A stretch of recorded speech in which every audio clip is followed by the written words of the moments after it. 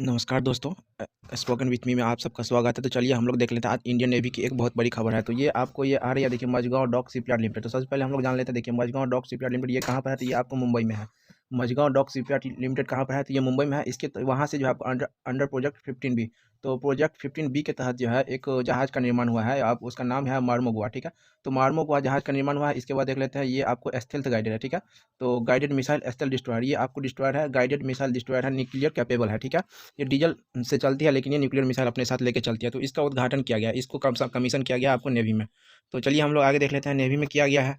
तो फिर ये आपको खबर जो टाइम्स ऑफ इंडिया का ये है, जो देख रहे हैं आप, टाइम्स ऑफ इंडिया की तरफ से जो दिया गया है, जिसको कमीशन किया गया 18, ठीक है। तो 18 दिसंबर को यहाँ पे दिया हुआ है। अब हम लोग देख लेंगे 18 दिसंबर को राजनाथ सिंह जी जो है, आपको देख लीजिए, जो हॉनरेबल रक्षा मंत्री है, डिफेंस मिनिस्टर राजनाथ सिंह जी 18 दिसंबर 2022 को इनको कमीशन किया है नेवी में, ठीक है। तो ये आपको मुंबई में प्रोग्राम हुआ था इनका। तो इसके बारे में हम लोग जान लेते हैं मॉर्मोगुआ के बारे में।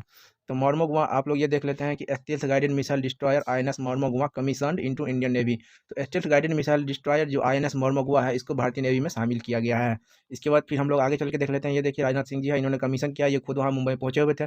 तो यह दिया है मॉर्मोगुआ के बारे में। इसके बाद जो है इस वहाँ पर कौन कौन से, तो राजनाथ सिंह डिफेंस मिनिस्टर, इसके बाद है एडमिरल जो नौसेना प्रमुख है हरि कुमार, और गोवा का जो आपको चीफ मिनिस्टर है प्रमोद सावंत, गोवा के मुख्यमंत्री है प्रमोद सावंत।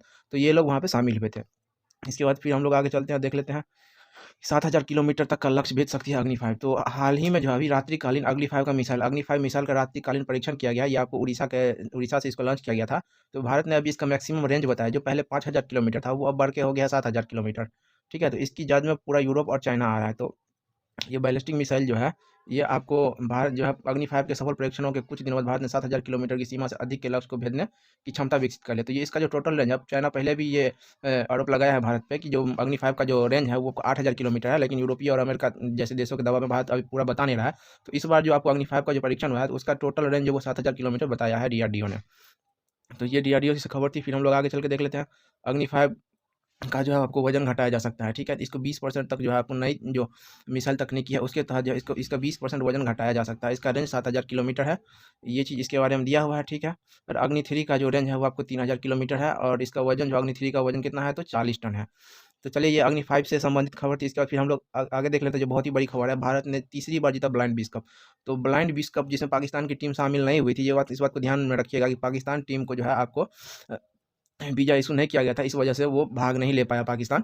तो ब्लाइंड विश्व कप जो है आपको तीसरी बार भारत ने जीत लिया है। तो और कप्तान कौन है, तो कप्तान देख लेते हैं हम लोग यहाँ, जो अजय कुमार है। तो भारतीय ब्लाइंड टीम इंडियन टीम के जो कप्तान वो आपको अजय कुमार रेड्डी है, और सुनील रमेश की नवाद शतकीय पारी और दोनों ओवर के बीच तीसरे विकेट के लिए 248 रन की साझेदारी के दम पर भारत ने ब्लाइंड T20 विश्व कप के फाइनल में बांग्लादेश को 120 रन से हरा दिया, ठीक है। तो फाइनल में किसको हराया, बांग्लादेश को 120 रन से हरा दिया है। टोटल रन बनाया भारत ने 248।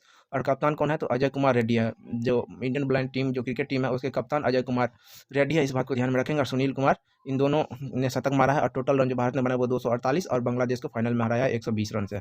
फिर इसके बाद फिर हम लोग आगे चल के देख लेते हैं, जो हमारा अगला क्वेश्चन जो आज के पेपर से बन रहा है उसको हम लोग देख लेते हैं। ये देख लीजिए, जो हमारा अगला है वो आपको आयुर्वेद की नई दवाई जो है आपको D4 से नियंत्रित होगी डायबिटीज़। तो डायबिटीज़ के लिए जो है आपको आयुर्वेद मंत्रालय ने ये घोषणा किया है कि एक नई दवा का निर्माण हुआ है, उसका नाम है D4। तो D4 डायबिटीज़ के लिए एक दवा बनी है आयुर्वेद की तरफ से, वो आपको आयुष मंत्रालय की तरफ से जो बनाया गया है उसका नाम है D4। तो D4 से आपको डायबिटीज़ नियंत्रित करने के लिए D4 को बनाया गया है। बस हम लोगों को इतना ही ध्यान रखना है। फिर हम आगे चलते हैं, जो हमारा है देख लीजिए, अभी जो घुसपैठ को सीमा पर तस्करी के मुद्दे, तो उत्तर पूर्वी क्षेत्रीय गृह मंत्रियों की जो बैठक हुई थी, ठीक है। यहाँ पे देख लेते हैं मुख्यमंत्री, यहाँ पे टोटल चीज़ दिया हुआ है। कोलकाता में शनिवार को बंगाल के मुख्यमंत्री ममता बनर्जी ने पूर्वी क्षेत्रीय परिषद की 25वीं बैठक हुई है, ठीक है। तो पूर्वी क्षेत्रीय परिषद की कौन सी बैठक हुई, तो 25वीं बैठक हुई है, जिसमें गृह मंत्री आपको अमित शाह आए हुए थे, और उत्तरी जो परिषद है उसके जितने भी गृह मंत्री हैं वो इस अवसर पर आए हुए थे उस सम्मेलन में।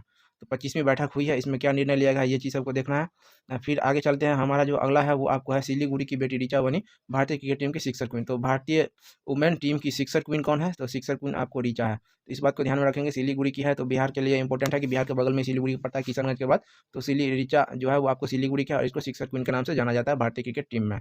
तो चलिए, इतना इंपॉर्टेंट चीज़ है आज के पेपर से जो हम लोगों ने देखा। फिर हम लोग नेक्स्ट वीडियो में मिलते हैं, तब तक के लिए जय हिंद।